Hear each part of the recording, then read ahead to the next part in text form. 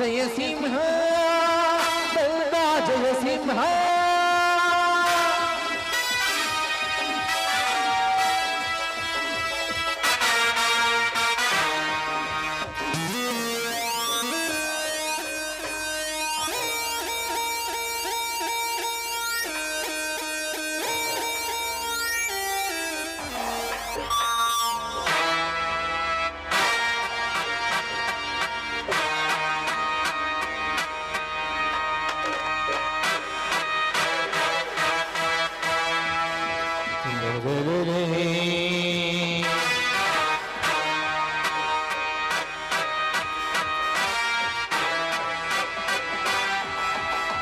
ಬಾಬರು ಬರುವಿನ ಧೀರ ಬಾಬರು ಬರು ಸರದಾರ ನೀವರ ದಿಗ್ವಿಜಯದ ಹಾರ ಬಾಯದರ ದಿರಿಯುವ ಶೂರ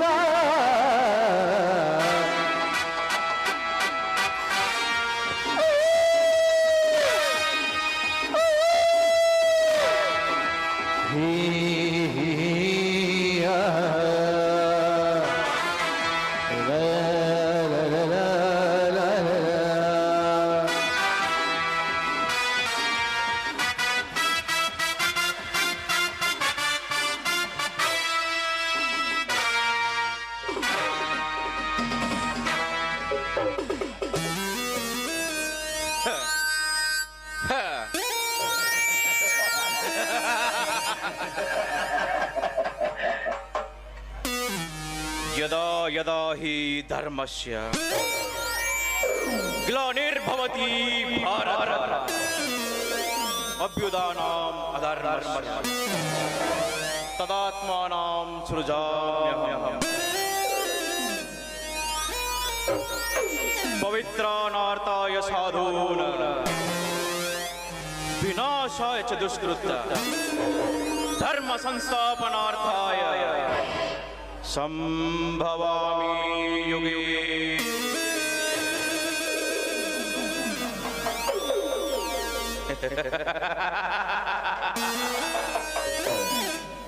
ಇದೇನಪ್ಪ ಖಳನಾಯಕನ ಬಾಯಲ್ಲಿ ಸಂಸ್ಕೃತದ ಶ್ಲೋಕ ಬರ್ತಾ ಇದೆ ಅಂತ ಸಂಶಯ ಪಡ್ತಾ ಇದ್ದಾರೆ. ಇದರ ಅರ್ಥ ಏನ್ ಗೊತ್ತಾ? ಜಗದಲ್ಲಿ ಅನ್ಯಾಯದ ಅಟ್ಟಹಾಸ ಹೆಚ್ಚಾದಾಗ, ಅಧರ್ಮ ತಾಂಡವಾಡುವಾಗ, ನಮ್ಮಂತ ಖೋಳದನಿಕರ ದಬ್ಬಾಳಿಕೆ ಹೆಚ್ಚಾದಾಗ ಅದನ್ನ ಮಟ್ಟ ಹಾಕ್ಲಿಕ್ಕೆ ದೇವರು ಯಾವುದಾದ್ರೂ ಒಂದು ರೂಪದಲ್ಲಿ ಹುಟ್ಟಿ ಬರ್ತಾನಂತ. ಆದ್ರೆ ಇದು ಕಲಿಯುಗ, ತಲೆ ಇರೋರ ಕಲಿಯುಗ, ತಲೆ ತೆಗಿಯೋರ ಕಲಿಯುಗ, ತಲೆ ಹೊಡೆಯೋರ ಕಲಿಯುಗ ಅಂದಾಗ ಆ ದೇವರು ಹುಟ್ಟುವುದಂದ್ರ ಏನು, ನಮ್ಮಂತ ಖಳನಾಯಕರನ್ನ ಮಟ್ಟ ಹಾಕುವುದಂದ್ರ ಏನು? ಸಾಧ್ಯವೇ ಇಲ್ಲ. 5 ವರ್ಷಕ್ಕೊಮ್ಮೆ ಚುನಾವಣೆ ಬಂದರೆ ನಿಮ್ಮ ಮನೆಗಳ ಮುಂದೆ ನಿಂತು ಭವತಿ ಭಿಕ್ಷಾಂ ದೇಹಿ ಅಂತ ಭಿಕ್ಷೆ ಬೇಡ್ತೇವೆ. ತಿನ್ನಾಕ ಕೂಳಿಲ್ಲ ಅಂತ ಅಲ್ಲ, ನೀವು ನೀಡುವ ಒಂದೇ ಒಂದು ಓಟಿನ ಆಸೆಗಾಗಿ ಬಣ್ಣ ಬಣ್ಣದ ಮಾತು ಹೇಳ್ತೀವಿ, ಇಲ್ಲ ಸಲ್ಲದ ಕಥೆಗಳನ್ನ ಕಟ್ತೀವಿ. ತಿನ್ನಾಕ ಕಂಡ ಕೊಡ್ತೀವಿ, ಕುಡಿಯಾಕ ಕಂಡಾನು ಕೊಡ್ತೀವಿ. ಪರ್ಸಂಗ ಬಿದ್ರ ಮಗ್ಲಾಗ ಮಲ್ಕೊಳ್ಳ ಹೆಂಗಾರ ಮಾಡಿ ಆಮೇಲೆ ಒಂದಲ್ಲ ಎರಡಲ್ಲ ಕುಮ್ತೀವಿ. ಕುಮ್ಮಿಸ್ಕೊಳ್ಳಾಕ ನಾವು ಹಾಕುವ ರಾಜಕೀಯ ಲೆಕ್ಕಾಚಾರ ನಿಮಗ ಅರ್ಥ ಆಗಲ್ಲ. ಅರ್ಥ ಆದ್ರೂ ಪಕ್ಕದಲ್ಲಿರೋನು ಹೇಳಲ್ಲ. ಯಾಕಂದ್ರ ಎಲ್ಲಾರು ಬಿಸಿ.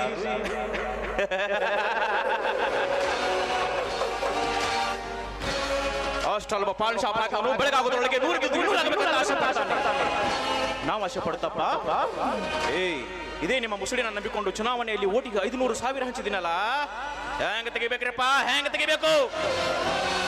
ಸರ್ಕಾರಿ ಸಾಲಿ ಮಾಡ್ಕೋರಿ, ಸರ್ಕಾರಿ ದವಾಖಾನೆ ಮಾಡ್ಕೋರಿ, ರಸ್ತಾ ಮಾಡ್ಕೋರಿ ಅಂದ್ರ ಹಿಂದೆ ಬಿದ್ದಿರೋ ಬೋಕ್ಯಾರನೆ ಮಾತ್ ಮೋಸ್ತಾನ.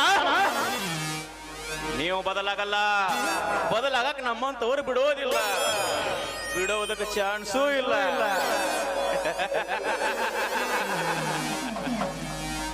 ಅದಕ್ಕ ನಾ ಮಾತಾಡೋದು ಸ್ವಲ್ಪ ಬಹಳ ಬಿರುಸಾಗೈತಿ. ಯಾಕಂದ್ರ ಖಳನಾಯಕ ನೋಡ್ರಿ ಕದರ್ದಾಗ ಇರ್ಬೇಕಾಗತಿ. ಅದಕ್ಕ ನನ್ನ ಹೆಸರು ಬೆಟ್ಟಪ್ಪ. ನಾನು ಈ ಹಳ್ಳಿಗೆ ಒಡೆಯ ಶ್ರೀಮಂತ ಬೆಟ್ಟಪ್ಪ. ಹಳ್ಳಿಯಿಂದ ದಿಲ್ಲಿಯವರೆಗೆ ರೌಡಿತನ ಮಾಡುವವರೆಲ್ಲರಿಗೂ ಅಪ್ಪ ಈ ಬೆಟ್ಟಪ್ಪ. ದೇಶಕ್ಕೆ ಒಬ್ಬನೇ ಪ್ರಧಾನಿ, ರಾಜ್ಯಕ್ಕೆ ಒಬ್ಬನೇ ಮುಖ್ಯಮಂತ್ರಿ. ಹಾಗಂತ ಈ ನಾಡಿಗೆ ನಾನೊಬ್ಬನೇ ಶ್ರೀಮಂತ ಅಪ್ಪ ಎನ್ನಿಸಿಕೊಳ್ಳಬೇಕಾದರೆ ನಿನ್ನೆ ನಾನು ಮೋಸದಿಂದ ಹೊತ್ತು ತಂದಿರುವ ಆ ನನ್ನ ಪರಮ ಸ್ನೇಹಿತ, ಶ್ರೀಮಂತ ಪರಮ ಸ್ನೇಹಿತ, ಅವನ ಆಸ್ತಿಯನ್ನ ಮೋಸದಿಂದ ಭರಿಸಿಕೊಳ್ಳಲೇಬೇಕು. ಅವನ ಕತೆ ಮುಗಿಸಲೇಬೇಕು. ಅಂದಾಗ ನಾನಾಗುವೆ ಈ ನಾಡಿನ ಕೋಟ್ಯಾಧೀಶ್ವರ. ಆಗ ಅವನೆಲ್ಲ ವಿದ್ಯಾಸಂಸ್ಥೆಗಳಿಗೆ ಅಧ್ಯಕ್ಷ ನಾನಾಗಿ 20 ವರ್ಷದಿಂದ ಅವನ ನನ್ನ ಸ್ನೇಹ ಸಂಬಂಧದಲ್ಲಿ ಉಳಿದು ಬಂದಿರುವ ಎಲ್ಲ ಆಸ್ತಿಗೆ ನಾನು ಅಧಿಪತಿಯಾಗದಿದ್ದರೆ ನಾನು ಗಟ್ಟಿ ಜಟ್ಟಿ ಶ್ರೀಮಂತ ಬೆಟ್ಟಪ್ಪ ಗೌಡನೇ ಅಲ್ಲ.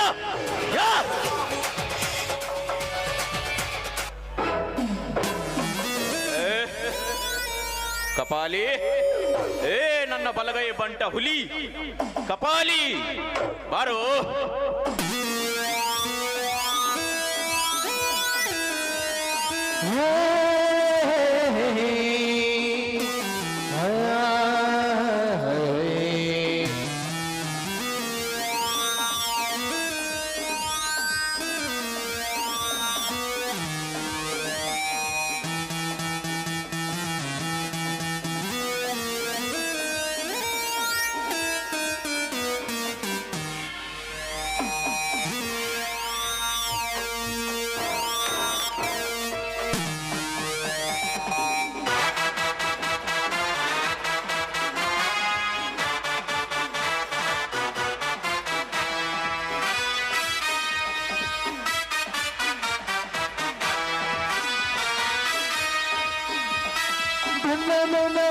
ಬಂದ ಸಿರಿಗಳು ಬಂದ ಬೆಂಕಿಯ ಚರಡು. ಗೌಡ್ರೇ, ಕಪಾಲಿ, ನಾನು ಹೇಳಿದಂತೆ ಆ ನನ್ನ ಪರಮ ಸ್ನೇಹಿತ ರಘುಪತಿ ಅವನ್ನೆಲ್ಲ ಅಧಿಕಾರ ಮತ್ತು ಆಸ್ತಿಗೆ ಸಹಿ ಹಾಕಿದನೆ. ನಾನೆಷ್ಟೇ ಪ್ರಯತ್ನ ಪಟ್ಟರು ಆ ನರಕೊಂಡೆ ಸಹಿ ಆಗ್ತಾ ಇಲ್ಲ ಗೌಡ್ರೆ. ಸಹಿ ಆಗ್ತಾ ಇಲ್ಲ. ಮಗನಿಗೆ ಎತ್ತಿಂದು ಕೊಬ್ಬು ಹಚ್ಚಾತಂತ ಕಾಣ್ತೈತಿ. ಎಳಕೊಂದು ಬರ್ಲಿ ಆ ಮಗನ ಹೊರಗ. ಈಗಲೇ ತರ್ತೀನಿ ಗೌಡ್ರೆ ಆ ಕೊಬ್ಬಿದ ಕೋಣಾನ. ಗೌಡ್ರೆ, ಆ ಬಜರಂಗಿ ಅನ್ಪೇಡ್ ಗಾಡಿ ಸಪ್ಪಳವಾಗ್ತಾ ಇದೆ. ಆ ಬಜರಂಗಿ ಇಲ್ಲಿಗೆ ಬಂದ ಅಂತ ಅನ್ಸುತ್ತೆ. ಸಮಯ ಕಾಯ್ದು ನಿಧಾನಿಸಿ ಮಾಡಿಕೊಡಬೇಕು ಈ ಕೆಲಸನ. ಹಾಗಾದ್ರೆ ಈಗೇನ್ ಮಾಡೋಣ ಅಂತಿ ಕಪಾಲಿ? ಅದಕ್ಕೆ ಭಯಪಡ್ತೀರಿ ಗೌಡ್ರೆ? ನೀವು ಭಯದ ಭೀತಿಯನ್ನು ಬಿಟ್ಟು ಬಿಡಿ. ಮಾತಲ್ಲೇ ಅವನ ಕೆಲಸ ಮುಗಿಸ್ತೇನೆ. ಮೆಚ್ಚಿದೆ ಕಪಾಲಿ, ನಿನ್ನ ಬುದ್ಧಿ ಚಾತುರ್ಯಕ್ಕೆ ಮೆಚ್ಚಿದೆ. ಅದೇನ್ ಮಾಡ್ತೀಯೋ ಮಾಡು.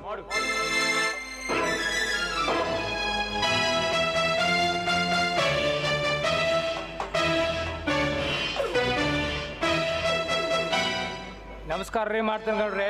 ಓ ನಮಸ್ಕಾರಪ್ಪ ಸುಧಾಕರ, ನನ್ನ ಪರಮ ಸ್ನೇಹಿತನ ಮಗ ಸುಧಾಕರ. ಬಾ ಸುಧಾಕರ ಬಾ. ಅಲ್ಲೋ ತಮ್ಮ, ಕಾಲೇಜ್ ಹೋಗಿದ್ಬಿಟ್ಟು ನಮ್ಮ ಕಡೆ ಬಂದಿದ್ದೀಯಲ್ಲ, ನನ್ನಿಂದ ಏನಾದ್ರೂ ಅರ್ಜೆಂಟ್ ಕೆಲಸವಾಗಬೇಕಿತ್ತೇನೋ ಸುಧಾಕರ? ಮಾನ್ಯ ಮೈಸೂರಿನಲ್ಲಿ ನಡೆದ ಆ ಕೃಷಿ ಮೇಳಕ್ಕೆ ನಿಮ್ಮ ಜೊತೆ ಬಂದ ನಮ್ಮ ತಂದೆಯವರು ಇನ್ನೂ ಮನೆಗೆ ಬಂದಿಲ್ಲ. ಏಕೆ ಅಂತ ವಿಚಾರಣೆ ಮಾಡಲು ಬಂದೆ. ಅಯ್ಯೋ ಪಾಪ, ಇನ್ನೂ ಬಂದಿಲ್ಲವೇ? ನಾವಿಬ್ಬರು ಕೃಷಿ ಮೇಳಕ್ಕೆ ಹೋದದ್ದು ನಿಜ. ಸಮಾವೇಶ ಮುಗಿದ ನಂತರ ಕೃಷಿ ಸಚಿವರ ಕಡೆ ಹೋಗಿ ಬರ್ತೀನಿ ಅಂತ ಹೇಳೋದ್ರು. ಮುಂದೆ ಏನಾಯ್ತು ನನಗೂ ನಿಮ್ಮ ತಂದೆ ವಿಷಯ ತಿಳಿದಿಲ್ಲ. ನಾನು ಅವತ್ತೇ ಇಲ್ಲಿಗೆ ವಾಪಸ್ ಬಂದ್ಬಿಟ್ಟೆ. ಯಾಕಂದ್ರೆ ನಾನು ತುಂಬಾ ಕೆಲಸ ಇತ್ತು, ನಾನು ಬಂದ್ಬಿಟ್ಟೆ. ಕಪಾಲಿ, ಯಾವುದಕ್ಕೂ ಒಂದ್ಸಲ ಮಿನಿಸ್ಟ್ರಿಗೆ ಫೋನ್ ಮಾಡಿ ಇವ್ರ ತಂದೆಗೆ ಏನಾಗಿದೆ ಅಂತ ವಿಷಯ ತಿಳ್ಕೊ.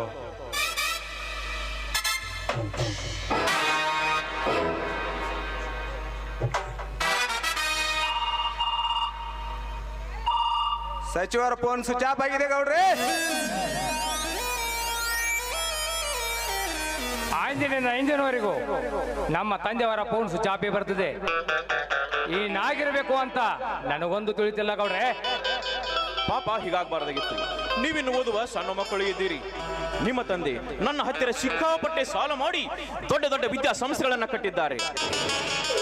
ಹಾಗಂತ ನಿಮ್ಮ ತಂದೆಗೆ ನನ್ನ ಹಣ ಮರಳಿ ಕೊಡು ಎಂದು ನಾನೆಂದೂ ಕೇಳಿದವನ್ನೇ ಅಲ್ಲ. ಏಕೆಂದರೆ ನಿಮ್ಮ ತಂದೆಯವರು ನನ್ನ ಸ್ನೇಹಿತ ಬಹಳ ಅಮರವಾದದ್ದು. ಅದಕ್ಕೆ ಈಗ ನಿಮ್ಮ ತಂದೆಗೆ ಏನಾದರೂ ಹೆಚ್ಚು ಕಡಿಮೆ ಆಗಿದ್ದರೆ ಆ ನಮ್ಮ ಹಣದ ವ್ಯವಹಾರಗಳನ್ನೆಲ್ಲ ಸಣ್ಣವನಾದ ನಿನ್ನ ಮುಂದೆ ನಾನು ಹೇಗೆ ಹೇಳಲಿ ಸುಧಾಕರ, ಹೇಗೆ ಹೇಳಲಿ? ಏನ್ ಆಚಾರ್ಯ, ಊರಿಗೆ ಅಗರ್ಭ ಶ್ರೀಮಂತನಾದ ಆ ನನ್ನ ತಂದೆ ನಿಮ್ಮ ಬಳಿ ಸಾಲ ಮಾಡೋದೆ ಮಾಡಿದ್ದಾರೆ. ಕೋಟಿ ಕೋಟಿ ಗಟ್ಟಲೆ ಮಾಡಿದ್ದಾರೆ ಸುಧಾಕರ, ಕೋಟಿ ಗಟ್ಟಲೆ ಮಾಡಿದ್ದಾರೆ.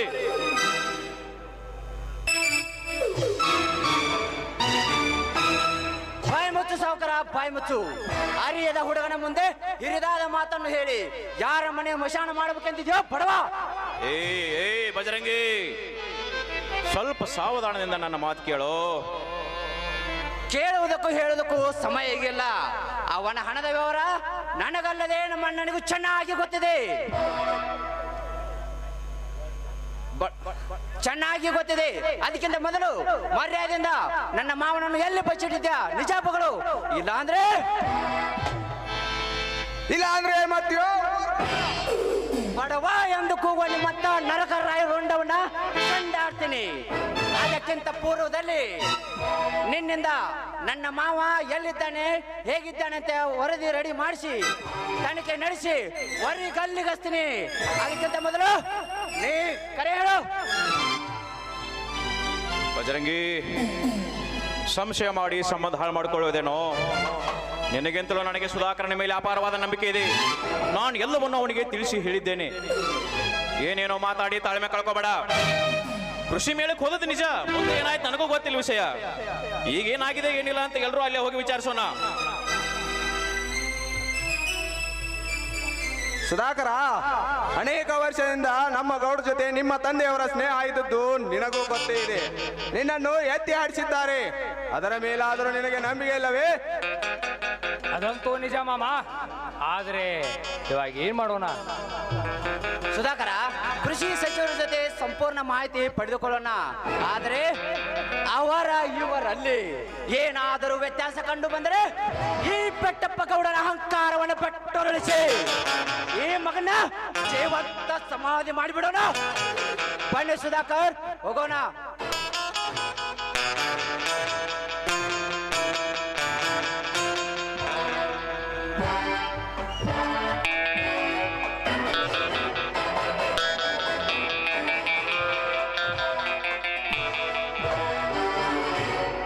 ಕಪಾಲಿ ಗೌಡ್ರೆ, ಹೆಡೆ ತೊಳೆದು ಅರಗಾಯವಾದ ಹಾವಿನಂತೆ ರೋಷ ದಿವಸಗೊಡುವ ಈ ಬಜರಂಗಿಯನ್ನು ಹೀಗೆ ಬಿಟ್ಟರೆ ಮುಂದೊಂದು ದಿನ ನಮ್ಮನ್ನು ಈ ಮಗ ಕಚ್ಚದೇ ಬಿಡಲಾರ. ಈ ಮಗನ ಹವಾ ಕಡಿಮೆ ಮಾಡಬೇಕಾದ್ರೆ ಆ ನನ್ನ ಪರಮ ಸ್ನೇಹಿತನ ಎಳಕೊಂದ ಬಾ ಹೊರಗ. ಅವನ ಆಸ್ತಿ ಬರ್ಸ್ಕೊಳ್ಳೋಣ, ಆ ಮಗನ ಮರ್ಡರ್ ಮಾಡೋಣ. ಎಳಕೊಂದು ಬಾರ್ಲಿ ಆ ಮಗನ ಹೊರಗ. ಈಗಲೇ ತರ್ತೀನಿ ಗೌಡ್ರೆ ಆ ನಿಮ್ಮ ಕೊಬ್ಬಿದ ಕೋಣಾನ.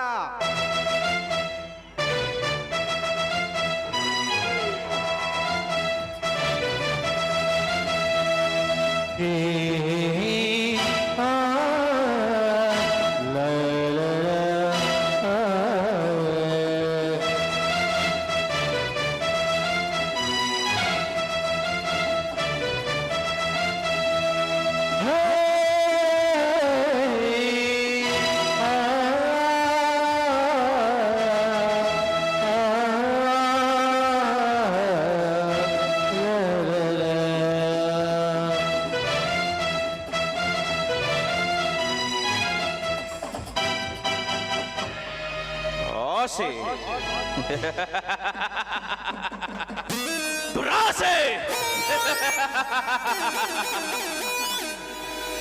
ಅಲ್ಲ ಅಲ್ಲ ಅಲ್ಲ ಅಲ್ಲ ಅಲ್ಲ, ಶ್ರೀಮಂತನಾಗಬೇಕೆಂಬ ಲಾಲಾಸೆ. ಬಜರಂಗಿ, ಅತಿಯಾದ ಬಲವನ್ನು ಹೊಂದಿರುವ ಈ ಬೆಟ್ಟಪ್ಪನಿಗೆ ಜಿದ್ದು ಹಾಕಿ ಹೋಗ್ತೀಯಾ ಮಗನೇ? ಅತಿಯಾದ ಬಲವನ್ನು ಹೊಂದಿರುವ ಈ ಬೆಟ್ಟಪ್ಪನಿಗೆ ಜಿದ್ದು ಹಾಕಿ ಹೋದ ನಿನ್ನ ಸಂಸಾರವನ್ನು ನೊಚ್ಚು ನೂರು ಮಾಡಿ ಈ ರಚ್ಚಿನಲ್ಲಿ ನಿನ್ನ ಕೊಚ್ಚಿ ಹಾಕಿ ಈ ನಾಡಿಗೆ ನಾನು ದೊರೆಯಾಗಿ ಮೆರೆಯದಿದ್ದರೆ ನಾನು ಪೊಲೀಸ್ ಪಾಟೀಲ್ ಬೆಟ್ಟಪ್ಪ ಗೌಡನೇ ಅಲ್ಲ.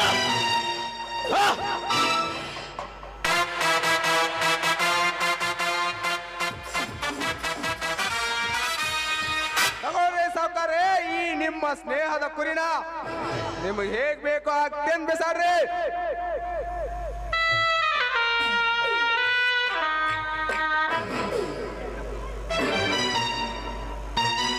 ರಘುಪತಿ,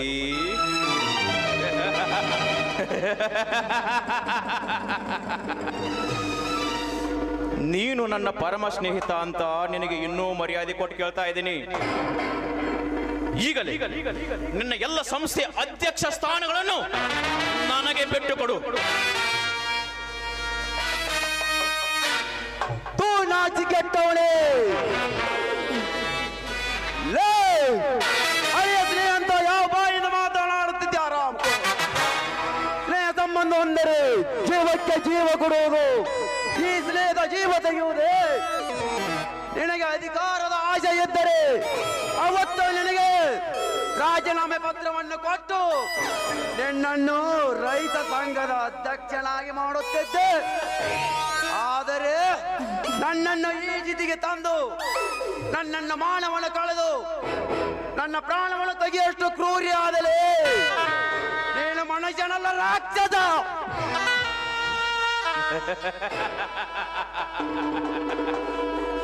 ರಾಕ್ಷಸ ಅಂಟಿಯ ಅಂದರೂ ಪರವಾಗಿಲ್ಲ. ಬೇಗ ಈ ರಾಜೀನಾಮೆ ಪತ್ರಕ್ಕೆ ಸಹಿ ಹಾಕಿ ಇವನೇ ಮುಂದಿನ ಅಧ್ಯಕ್ಷ ಅಂತ ಅಪ್ಪಣೆ ಕೊಡು. ಕಪಾಲಿ, ಬೇಗ ಸಹಿ ತೆಗೆದುಕೋ ಈ ಮಗನಿಂದ.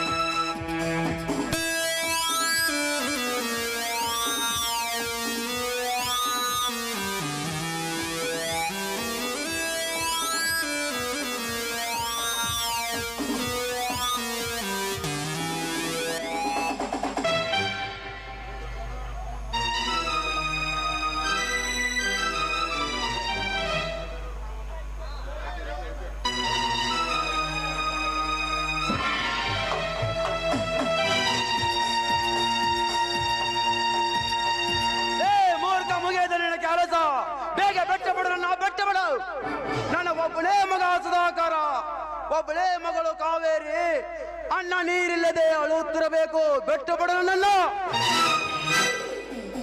ನನ್ನ ಕೆಲಸ ಇನ್ನೂ ಮುಗಿದಿಲ್ಲ ಗೆಳೆಯ, ಇನ್ನೂ ಮುಗಿದಿಲ್ಲ. ಅಣ್ಣ ನೀರಿಲ್ಲದೆ ಅಳುವ ನನ್ನ ಇಬ್ಬರು ಮಕ್ಕಳು ಜೀವನ ಪೂರ್ತಿ ನಗಬೇಕಾದರೆ ನನ್ನ ನಿನ್ನ ಜಂಟಿಯಲ್ಲಿರುವ 40 ಎಕರೆ ಶುಗರ್ ಫ್ಯಾಕ್ಟರಿ ಜಾಗಕ್ಕೆ ನನಗೆ ಖರೀದಿ ಕೊಟ್ಟಿದ್ದೇನೆ ಅಂತ ಸಹಿ ಮಾಡು. ಇಲ್ಲದಿದ್ದರೆ ನಿನ್ನ ಇಬ್ಬರು ಮಕ್ಕಳು ಜೀವನ ಪೂರ್ತಿ ಅಳಬೇಕಾಗುತ್ತದೆ. ಬೆಟ್ಟ ಶುಗರ್ ಫ್ಯಾಕ್ಟರಿಯು ಕೈ ಹಾಕಿದೆಯಾ? ನನ್ನ ಒಡ ಹುಟ್ಟಿದ ತಮ್ಮನಂತೆ ನಂಬಿದ್ದೆ, ನೀನು ನಂಬಿಕೆ ದ್ರೋಹಿ. ನಾನು ಸಹಿ ಮಾಡಲಾರೆ. ಮಾಡದಿದ್ದರೆ ಕ್ಷಣದಲ್ಲಿಯೇ ನಿನ್ನ ಪ್ರಾಣ ಕುಡಿದು ನೀರು ಕುಡಿದು ಬಿಡುವ ಮಗನೇ. ಬೆಟ್ಟ ಆಸ್ತಿ ಆಸೆಗಾಗಿ ಪರಮ ಸ್ನೇಹಿತನ ಪ್ರಾಣ ತೆಗೆಯುವುದೇ? ಕೃಷ್ಣ ಸುಧಾಮರನ ಚರಿತ್ರೆಯನ್ನು ತಿಳಿದುಕೊಂಡು ಮರೆತಿರುವೆಯ? ನನ್ನ ಸಹಾಯದಿಂದಲೇ ಅನೇಕ ಸಂಪತ್ತು ಸಾಧನೆ ಮಾಡಿ ಶ್ರೀಮಂತನಾಗಿ ನನಗೆ ಶಿಕ್ಷೆ ಕೊಡುತ್ತೀಯ?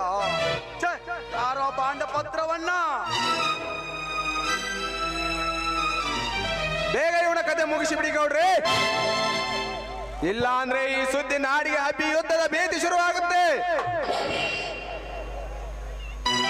ಪರ್ಯಂತದ ಮೋಸದ ಮಾತಾಡಿದ್ರೆ ಆರಾಮ್ ಕಾರ್ಯ.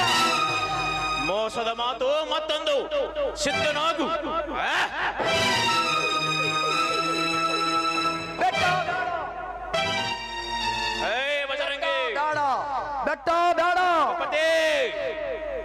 ಸಜ್ಜನಾದ ನಿನ್ನ ಸಾವಿಗೆ ಅಮ್ಮ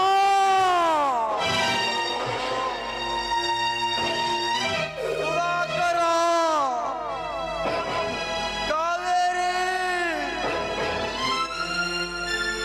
ಲೇ ಮಿತ್ರದ್ರೋಹಿ ಬೆಟ್ಟ, ನನ್ನನ್ನು ಕೊಂದು ನೀನು ಬಗೆಯುತ್ತಿರಬಹುದು, ಆದರೆ ಮುಂದೊಂದು ದಿನ ನಿನ್ನನ್ನು ಕೊಂದು ರಕ್ತ ಕುಡಿಯೋದಿನ ಬಂದೇ ಬರುತ್ತದೆ. ಹೆಣ್ಣು ಕುರಿ ಹಾಲು ಕುಡಿದು ಗಂಡಿಗೆ ಹೆಚ್ಚನ್ನು ಹಾಕಿ ಹಿಡಿಯುವ ಕುಸ್ತಿ ಕಣಕ್ಕೆ ಚಡ್ಡು ಬಾರಿಸಿ ಬಜರಂಗಿ ಅವತಾರಣಿ ಎದ್ದಿ ಹಳ್ಳಿ ಹುಡುಗ ಬೆಳ್ಳಿ ಕಡಗ ಮಿಂಚಿ ಬದುಕುತ್ತಿರುವ ನನ್ನ ಹಳೆಯ ಬಜರಂಗಿ ನಿನ್ನನ್ನು ದೇವರಿಗೆ ಹಾರಿಕೆ ಬೆಟ್ಟ ಕೋಣದಂತೆ ಓಡಾಡಿಸಿ ಕಡೆದು ನಿನ್ನ ಬಿಸಿ ರಕ್ತ ಕುಡಿದೇ ಬಿಡಲಾರೆ ನೆನಪಿರಲಿ ಬಜರಂಗಿ.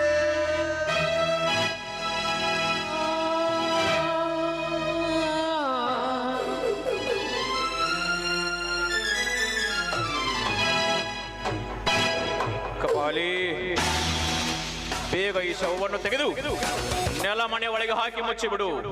ಈ ವಿಷಯ ನಮ್ಮಿಬ್ಬರನ್ನ ಬಿಟ್ಟು ಬೇರೆಯವರಿಗೂ ತಿಳಿಬಾರದು.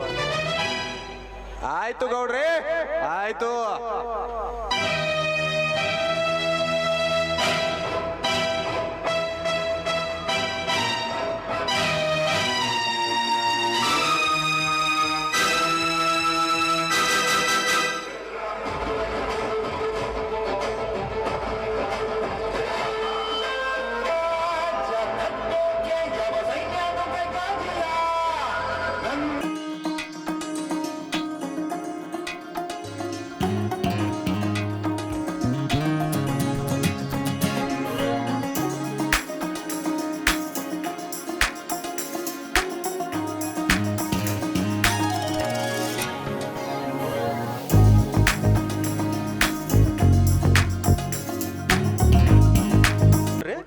ಏನಿದೆಯಲ್ಲ ರಘುಪತಿಯ ಕೆಲಸ? ಬಾ ಮುನಿರತ್ನ ಬಾ. ಅದು ಸ್ವಲ್ಪ ಎಲ್ಲ ಎಡವಟ್ಟಾಗಿ ಹೋಯ್ತು ಮುನಿರತ್ನ. ಪರಮ ಸ್ನೇಹಿತನನ್ನು ಕೊಂದದ್ದು ಮಹಾ ಅಪರಾಧವಲ್ಲವೇ? ಅಪರಾಧ ನಿಜ, ಆದರೆ ಮುನಿರತ್ನ ಈ ವಿಷಯವನ್ನ ನೀನು ಯಾರಿಗೂ ಹೇಳದೆ ಸುಮ್ಮನೆ ಎದ್ದು ಬಿಟ್ಟರೆ ನನ್ನ ಎಲ್ಲ ಆಸ್ತಿಯಲ್ಲಿ ನಿನಗೂ ಕೆಲವೊಂದಿಷ್ಟು ಭಾಗಗಳನ್ನ ಕೊಡ್ತೀನಿ. Okay okay okay. ರೋಗಿ ಬಯಸಿದ್ದು ಅದೇ, ಡಾಕ್ಟರ್ ಹೇಳಿದ್ದು ಅದೇ.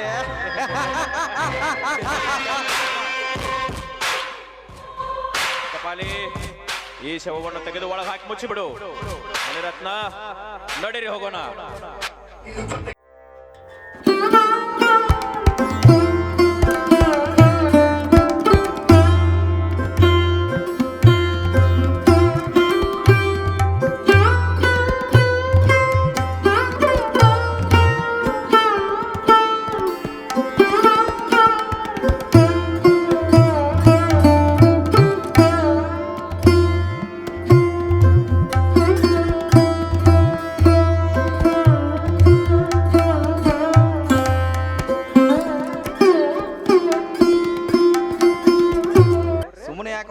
ಕರೆಸ್ರಿ ಆ ಬಣ್ಣದ ಚಿಟ್ಟೆನ ಅಲ್ಲಿ ನಮ್ಮ ರಾಮ್ ಸಾಬ್ ಬಾಯಿ ತೆಗೆದು ನೋಡೋದ ಯಾವಾಗ ಕರೆಸ್ಯಾರಂತ.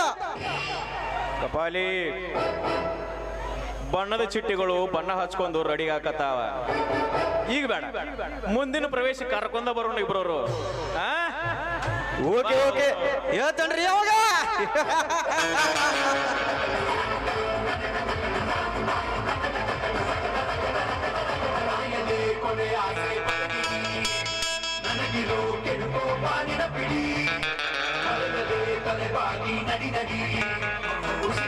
ಸರಿಯಾಗಿ ಬಿಗಿ